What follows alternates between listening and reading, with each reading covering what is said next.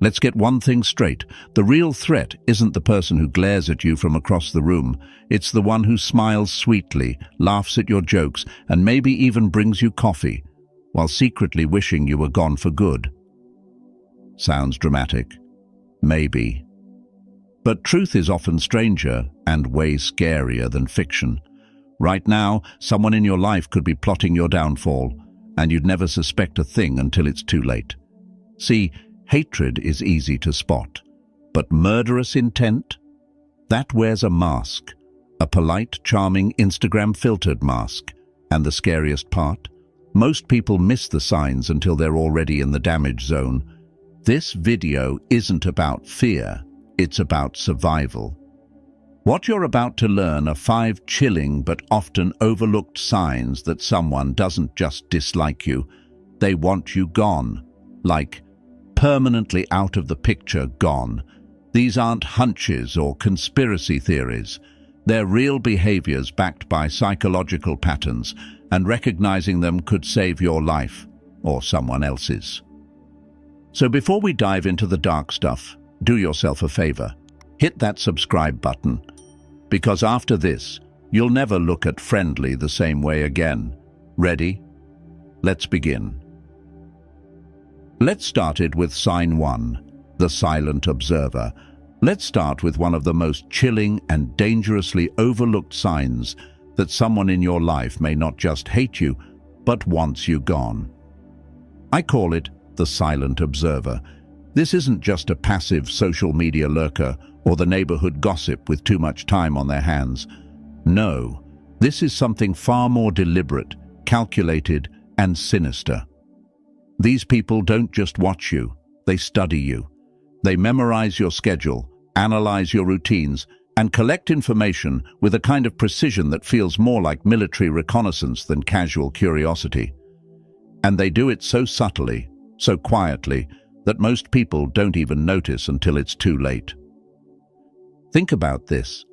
Someone knows your coffee order even though you've never had a conversation about it.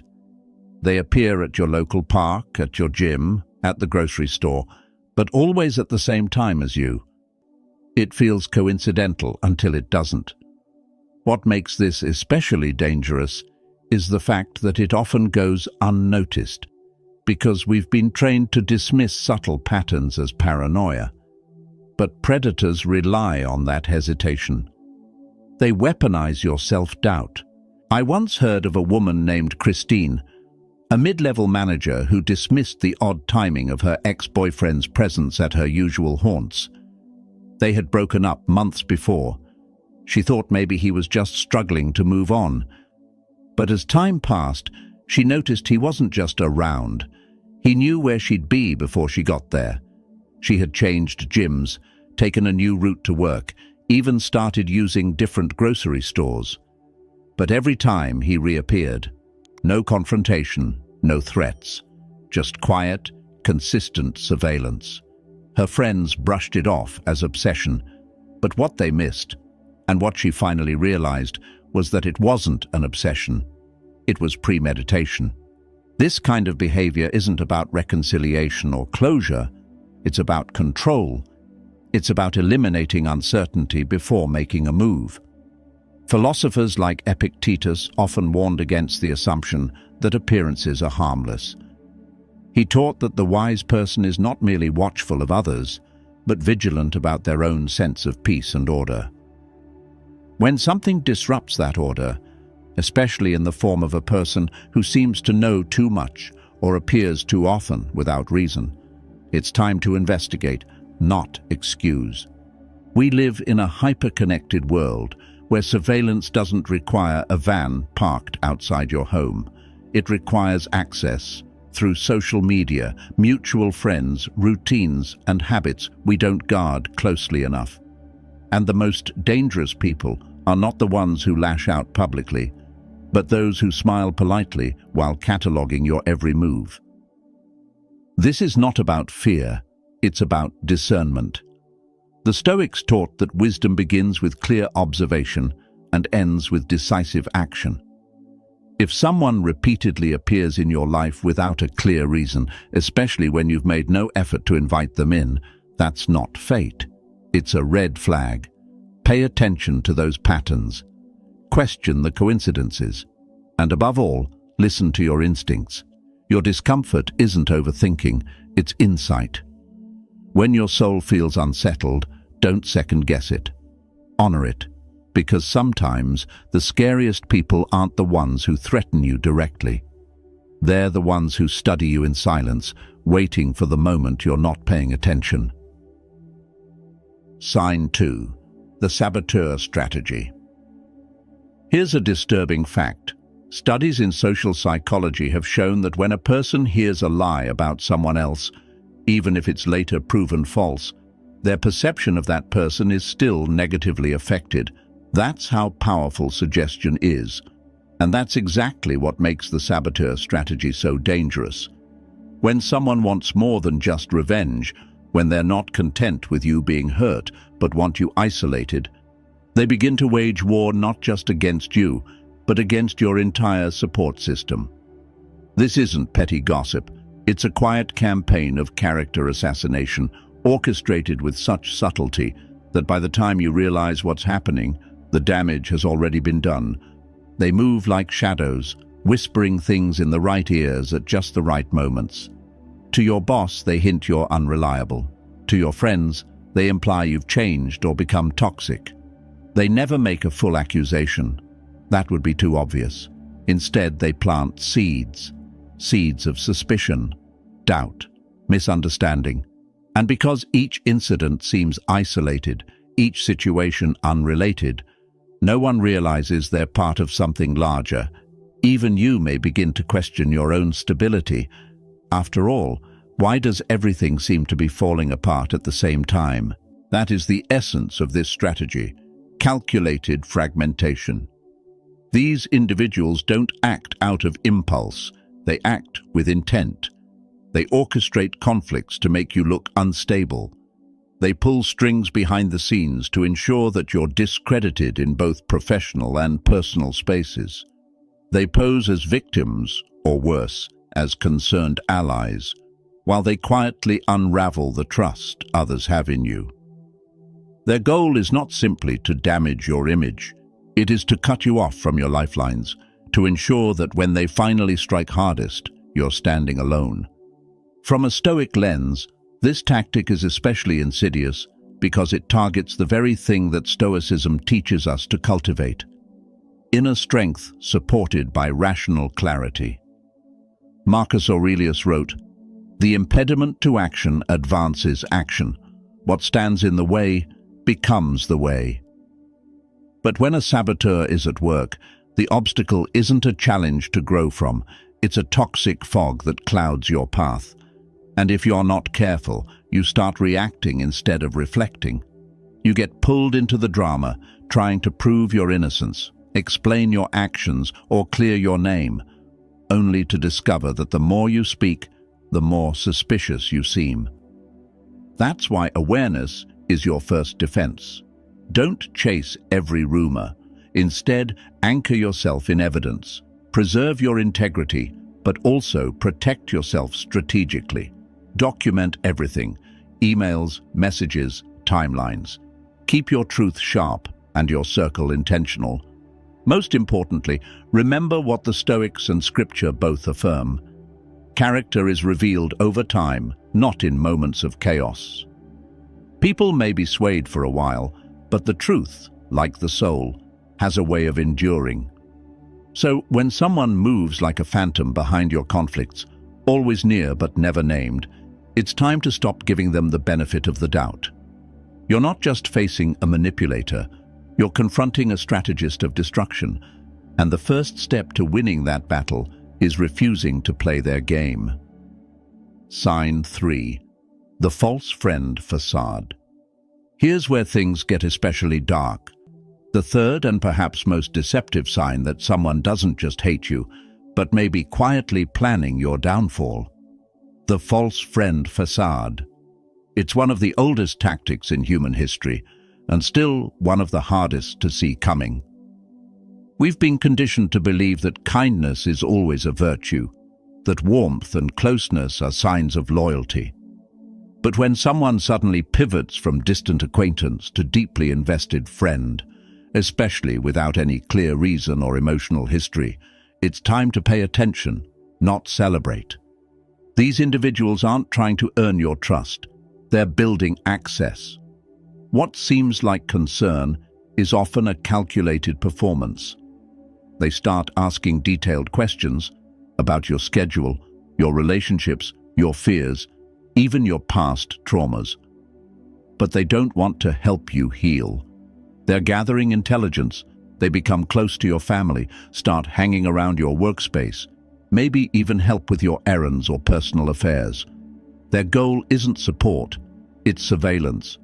And every secret you share becomes another tool in their toolbox, another piece of leverage, another vulnerability to exploit.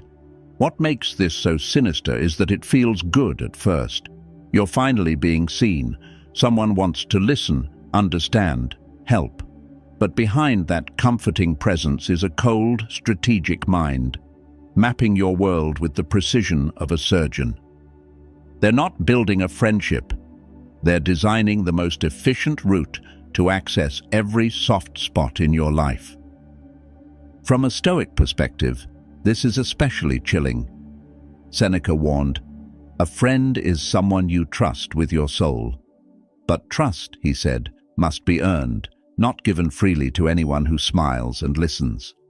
The Stoics taught that discernment, sophrosin or wise moderation, was the key to emotional safety.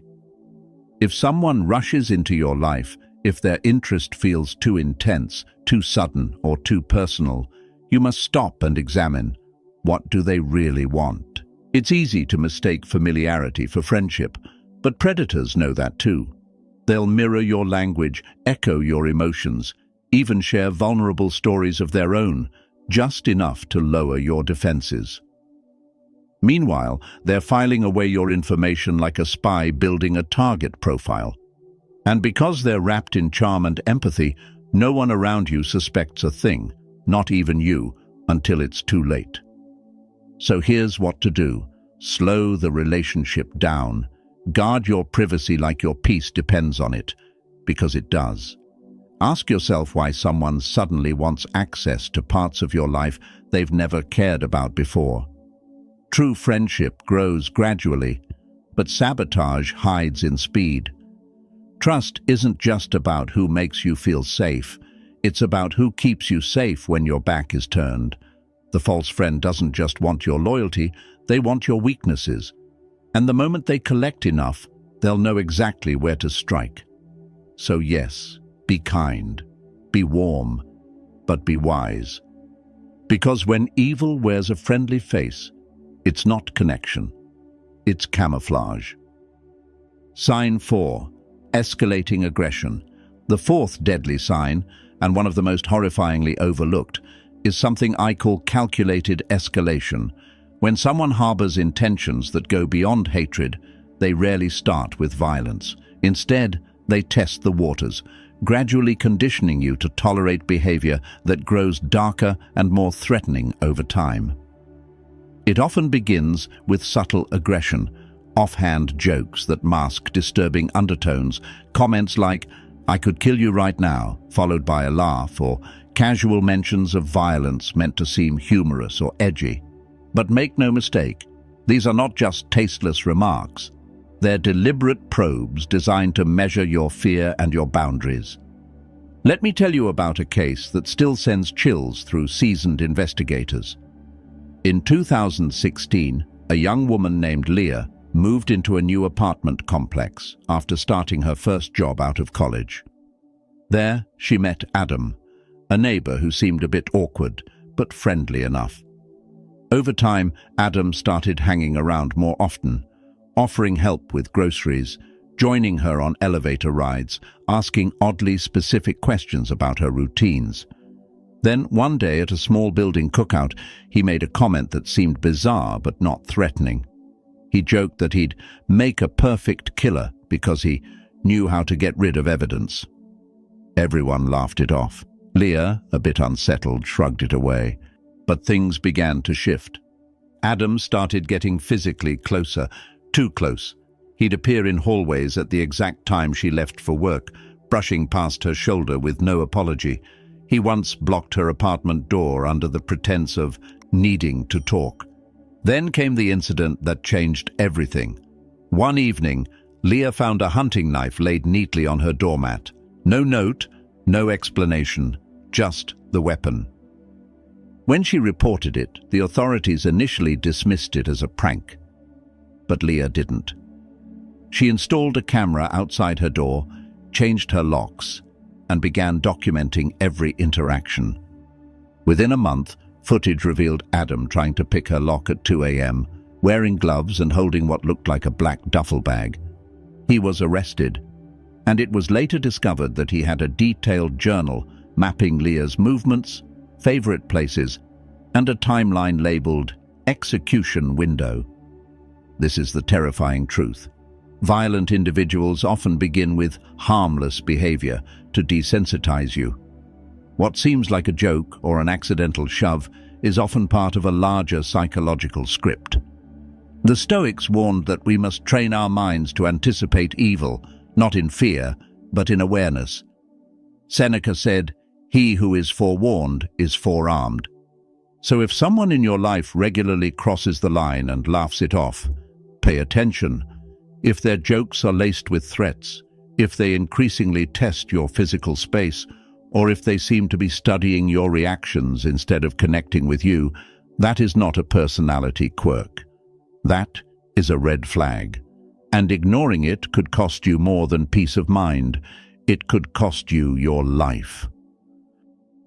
Sign 5. The patient predator. Now we arrive at the fifth, and without question the most dangerous sign that someone may want you dead, the patient predator. This isn't the person who lashes out in anger, who leaves obvious threats or behaves erratically. No, this is the coldest kind of enemy, the one who hides behind time. Their strength isn't violence, it's patience. These individuals don't seek quick revenge or heated confrontation. They play what Stoic philosophers would call the long game, a game where every move is calculated, rehearsed, and timed to perfection.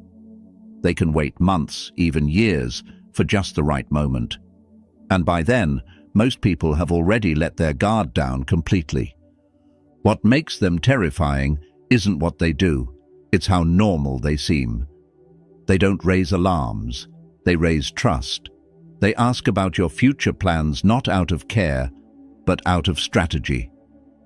They want to know when you'll be out of town, when you'll be moving, when you'll be alone. Every conversation is data collection. Every favor they do, every connection they build, it's all part of creating a false sense of security. They might be your dependable coworker, your neighbor who waters your plants, or the friend who remembers your birthday better than your own family. But beneath that calm exterior is a person rehearsing the perfect betrayal. The Stoics, especially Epictetus, warned that our greatest threat isn't what we see, it's what we overlook while we assume the world is operating on fairness. First, say to yourself what you would be, and then do what you have to do, he wrote. But when you're dealing with someone who wears a perfect mask, what you see is crafted to deceive. Their life is a performance. Their kindness is bait. The scariest part? These people rarely make mistakes. They wait for your mistake, for the one moment when your routine breaks, when your support system thins, when your defenses drop. That's when they strike. And because you trusted them, you never saw it coming. So what can you do? Be slow to hand out deep trust, especially to those who seem to accelerate closeness without reason. Guard your plans, keep your boundaries sacred. You can still be kind, but don't confuse kindness with blind access. The Stoic in you must stay awake, even when nothing seems wrong, especially when nothing seems wrong. Now let's be brutally honest. If any of these 5 signs have made someone come to mind, don't brush it off. Don't convince yourself you're overreacting. Because if you've seen the silent observer, the saboteur, the false friend, the escalating aggressor, or the patient predator in your life, you're not just dealing with negativity, you're potentially standing in the crosshairs of something much darker. So, before this video ends, do two things. Save it, because you may need to revisit these signs when your instincts start whispering again. And second, watch the next video on spotting covert narcissists, because these 5 deadly tactics often walk hand in hand with deeply manipulative personality types. Remember, knowledge is your first shield, but action is what keeps you alive. Stay sharp, stay guarded, and above all else, stay alive. Let's be real. If your gut has been whispering something's not right, this video probably just handed you the confirmation you didn't want but seriously needed. These 5 signs, they're not about drama, they're about survival. Because someone who just hates you will roll their eyes, but someone who wants you gone, they study, sabotage, smile, escalate, and wait. That's not petty, that's predatory. So if one particular nice person suddenly popped into your head while watching this, don't ignore that. Your instincts exist for a reason. As the old saying goes, the devil doesn't come dressed in horns. He comes wrapped in everything you ever wanted to trust. If this hit a little too close to home, do 2 things right now. Subscribe to this channel so you're always one step ahead of the game, and share this with someone who might be in the dark. Because knowledge is your first line of defense. But sharing it, that might save someone else's life too. Stay sharp, stay safe. And remember, it's not paranoia if they're actually planning your downfall. Trust wisely, and I'll see you in the next one.